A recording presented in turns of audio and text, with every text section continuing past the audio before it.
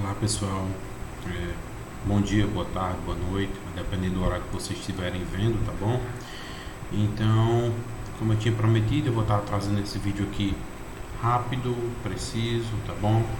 Demonstrando a devolutiva, bem como fazendo alguns comentários que eu vou estar tecendo, que foram erros que eu encontrei dentro da avaliação de vocês, tá bom?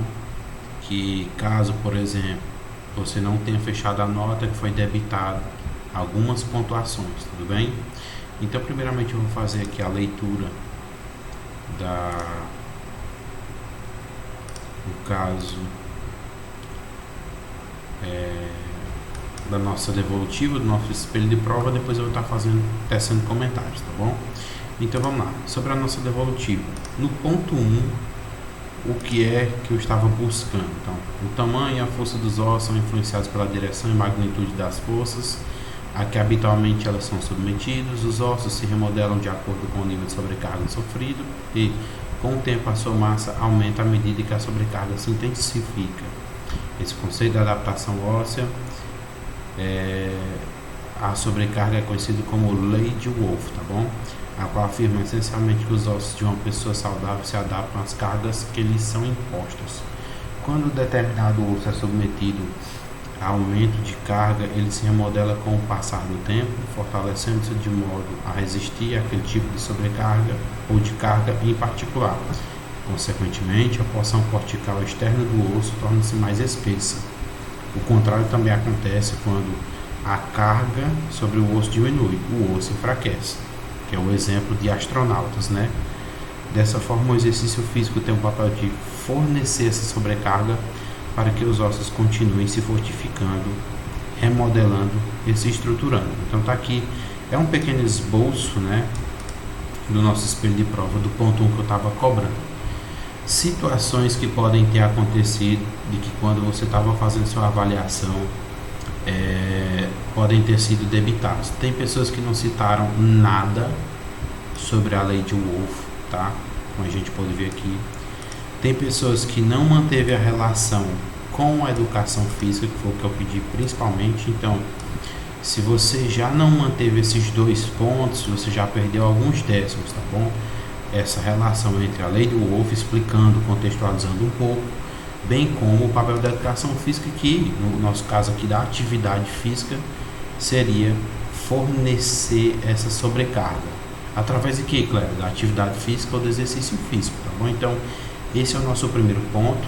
Já teci aí alguns comentários que podem ter acontecido, no caso, na avaliação de vocês, que eu debitei algumas pontuações, tá?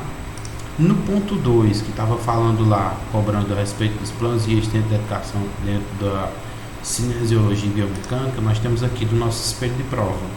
Dentro da educação física, torna-se essencial estudar os planos e eixos a fim de determinar movimentos específicos que atuam em cada uma dessas divisões, com o intuito de ajudar a melhorar o padrão mecânico dos movimentos, seja nas academias, empresas ou em casa. A partir disso, pode-se determinar quais as vantagens mecânicas que podem ser obtidas dentro do esporte, também no intuito de torná-los mais competitivos, tá? Executando vários exercícios com mais segurança e qualidade. Então, entender ou compreender plano e eixo, principalmente, nos ajuda a compreender movimentos.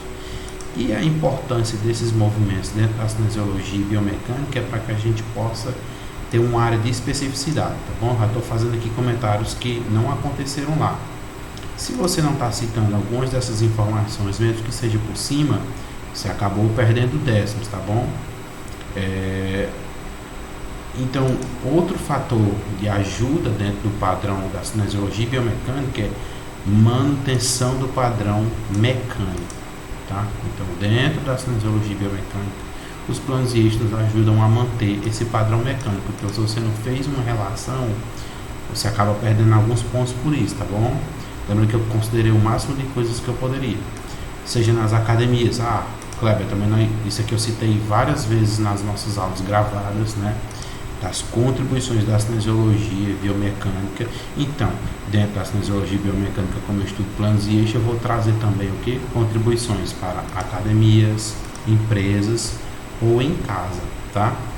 E é claro, num intuito também esportivo, quando a gente trabalha com rendimento, os planos e eixos exercem muita influência quando a gente coloca ali dentro do rendimento, né? Mais uma vez frisando, isso aqui eu falei por diversas vezes nas aulas gravadas, mostrando aqueles vídeos, demonstrando a subida, por exemplo, do Usain Bolt, quando ele faz a largada ali do atletismo, aí tem tantos metros para poder erguer o corpo, depois ajustar a posição, ganhar velocidade, manter velocidade até o final da partida, né? Até o final da prova, ok? Então, se você não citou, por exemplo, algum desses aspectos de importância, ou podem até ter colocado outros que eu também considerei, acaba perdendo pontinhos por isso, tá bom? Em último, né, um dos mais importantes pontos que eu frisei bastante nas avaliações, que às vezes nos comentários, né, um comentário que eu posso fazer em cima disso, que faltou nas avaliações, nas questões, nas respostas, foram você se ater principalmente ao conceito daquela articulação, a estrutura anatômica, bem como os tipos de lesões que podem surgir e como fortalecer, que era o principal ponto que eu pedi lá, como fortalecer. Lembrem-se, pessoal, quando a gente vai fortalecer antes mesmo de uma lesão, eu já estou trazendo isso aqui para você, e eu já falei, na academia profissional da educação física, não é fisioterapeuta não. Fisioterapeuta é quando é para tratar a lesão. Então, se nós temos essa articulação com alto grau de mobilidade, baixa estabilidade, que dá facilidade para quê? Para ter luxação ou subluxação. O que é que pode acontecer? Na academia eu posso fazer o trabalho de fortalecimento, tá? Vou fazer a leitura aqui, mas vocês já podem estar entendendo do que eu estou falando. Então, as principais características da articulação glenohumeral é que ela é do tipo esferoide, eu citei bastante nas nossas aulas, porém a sua cavidade não é tão côncava, triaxial e com a cápsula articular frouxa, tá? Ou seja, a partir daí dá-se o alto grau de instabilidade ou facilidade de lesões nessa região. Então, algumas medidas precisam ser tomadas no intuito de prevenir esses riscos de machucado. Uma delas é o fortalecimento dos músculos que envolvem essa articulação, bem como os músculos que compõem o manguito rotador.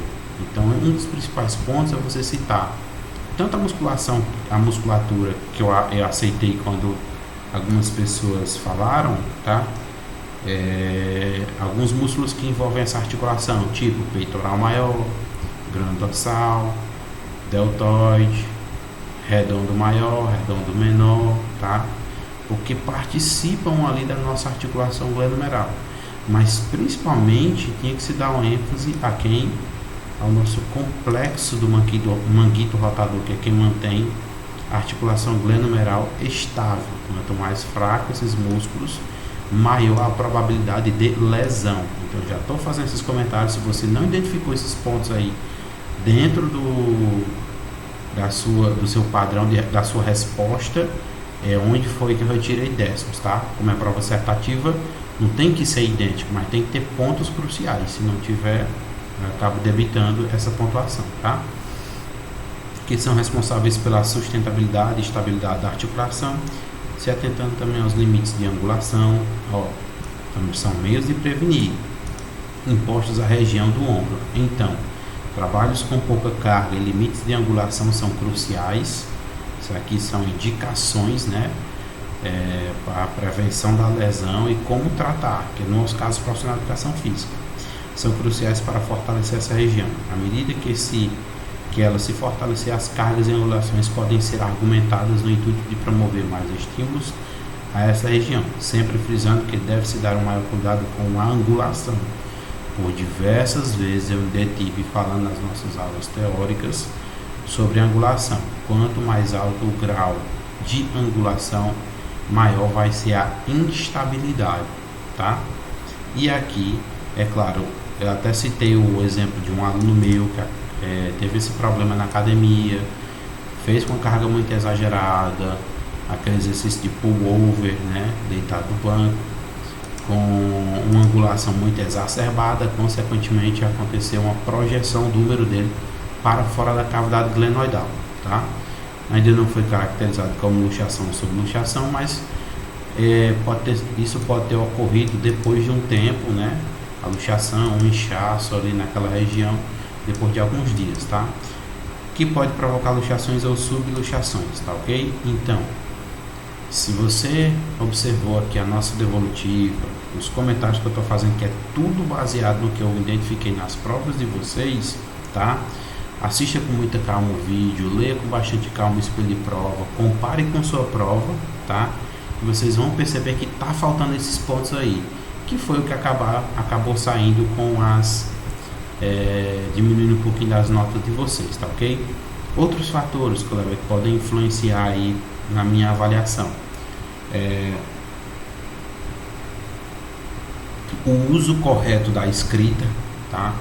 Que aí sim, é claro, claro, você não é professor de português, não, mas a escrita tem que ser no mínimo coerente. Se não há uma coerência, como é que eu vou conseguir ler e entender, tá? Segundo ponto, plágio, galera, por favor, muita atenção com isso. Se em alguns trechos eu tirei ponto, é porque na internet eu consegui buscar e a informação estava do mesmo jeito, tá? Até mesmo situações de colegas com a mesma linha de raciocínio eu encontrei, não foi só em uma ou duas provas não, mas foram em várias, ok? Então, entendam isso. Plágio é quando você copia alguma coisa de algum local da internet sem citar a fonte. Kleber, eu citei a fonte. Isso é uma citação direta. Você deve responder isso aqui, essas questões, de forma indireta, tá? A partir do seu entendimento baseado naquela informação. Então, diversas vezes isso aí aconteceu e é o que eu debito mais ponto, porque você tem que ter uma linha de raciocínio de entendimento. Copiar e colar é muito fácil, tá ok? Deixa eu ver o que mais aqui. Conectivos entre um parágrafo e outro, isso não cobrei tanto, porque às vezes as questões eram bem distintas. Se a pessoa conseguiu conectar um parágrafo com o outro, show de bola, tá?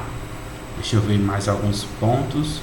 Eu acho que esses aí são os principais que limitam, tá? Então, qualquer dúvida vocês podem estar me perguntando depois, mas esses aqui são os comentários entre o ponto 1, ponto 2 e ponto 3, que foram identificados em cada uma das avaliações que acabaram por retirar pontuações, tudo bem? Qualquer dúvida, no mais eu estou à disposição. Fiquem todos com Deus e até mais, viu pessoal?